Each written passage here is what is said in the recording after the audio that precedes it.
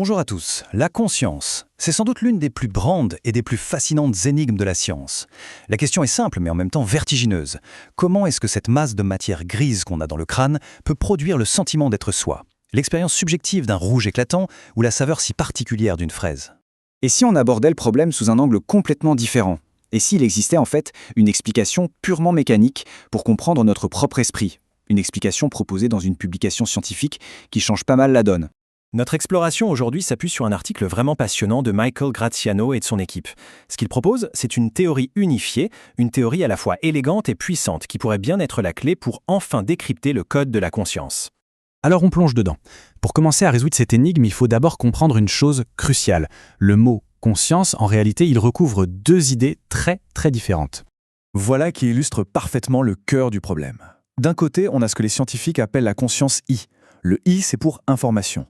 En gros, c'est la capacité du cerveau à traiter des données, à les sélectionner. C'est la partie mécanique, si on veut, le problème dit facile. Mais de l'autre côté, on a la conscience M. M comme mystère. Et là, c'est tout autre chose. C'est ce fameux ressenti subjectif, cette expérience intime, privée, de ce que ça fait de vivre quelque chose. Et c'est ça le fameux problème difficile qui occupe les scientifiques depuis des décennies. Comment expliquer cette conscience mais? Comment la matière pure de nos neurones peut-elle produire une expérience qui, elle, semble totalement immatérielle, presque magique? Et c'est là qu'on arrive à une idée vraiment fascinante de l'article.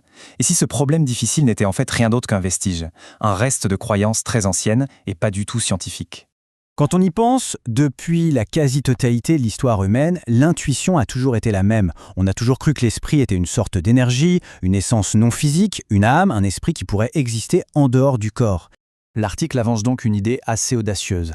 Notre croyance moderne en une conscience même mystérieuse, elle pourrait juste être le dernier survivant de ces anciennes théories populaires, le dernier petit fantôme qui hante notre vision scientifique du monde. D'accord. Alors, si on met ce fantôme de côté un instant, quelles sont les véritables pièces du puzzle, les pièces mécaniques que la science a déjà réussi à identifier? La première pièce du puzzle, c'est ce qu'on appelle la théorie de l'espace de travail global. Et il faut imaginer le cerveau comme une sorte de théâtre. Des milliers d'informations essayent de monter sur scène en même temps, mais il n'y a qu'un seul projecteur. L'information qui se retrouve sous ce projecteur, celle qui capte l'attention, est alors diffusée à tout le reste du cerveau pour qu'on puisse en parler, s'en souvenir, etc. Voilà en gros le mécanisme de la conscientie. Et maintenant, on arrive à la pièce maîtresse, le cœur de l'argument, la théorie du schéma attentionnel. L'idée est la suivante. Le cerveau ne se contente pas d'utiliser son attention. Pour mieux la contrôler, il en construit un modèle simplifié, une sorte d'interface utilisateur de son propre processus de concentration.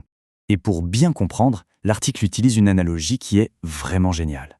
Pensez à votre corps. Pour contrôler un bras, le cerveau ne s'amuse pas à calculer l'attention de chaque muscle un par un. C'est bien trop compliqué. À la place, il construit un modèle interne, une représentation simplifiée du bras. C'est ce qu'on appelle un schéma corporel. Eh bien, l'idée, c'est que pour l'esprit, c'est pareil. Pour piloter un processus aussi complexe que l'attention, le cerveau construit aussi un modèle interne, un schéma attentionnel. Bien, maintenant qu'on a les différentes pièces, voyons comment elles s'assemblent pour former ce fameux modèle standard de la conscience. Un modèle unique et cohérent. Pour expliquer comment tout ça s'assemble, l'article utilise l'analogie d'une marmite. Alors, suivons la recette. L'ingrédient numéro 1, l'information brute sur un objet, disons une pomme, qui arrive du système visuel. L'ingrédient numéro 2, le cerveau y ajoute son propre modèle de l'attention, ce fameux schéma attentionnel. Et le résultat, le cerveau a maintenant tout ce qu'il faut pour dire non seulement c'est une pomme, mais aussi je fais l'expérience consciente de cette pomme. Donc, l'idée centrale, c'est celle-ci. L'expérience subjective, ce n'est pas une propriété magique. C'est simplement la description que le cerveau fait de son propre processus d'attention. Une description utile, mais simplifiée, et donc un peu fausse. Autrement dit, le fantôme de la conscience M, ce n'est que l'histoire que le cerveau se raconte à propos de la mécanique bien réelle de la conscience I. D'accord, mais à quoi ça sert tout ça? Ce n'est pas juste une théorie abstraite. Ce modèle a des fonctions incroyablement pratiques, qui sont même essentielles à notre survie et à nos interactions sociales. En fait, ce modèle offre deux avantages évolutifs qui sont absolument majeurs. Premièrement, il nous aide à mieux piloter notre propre concentration. Et deuxièmement, et c'est peut-être le plus important, il nous permet de modéliser l'attention des autres. Et ça, c'est la base de toute interaction sociale. Deviner où est l'attention de l'autre pour anticiper ce qu'il va faire ou penser.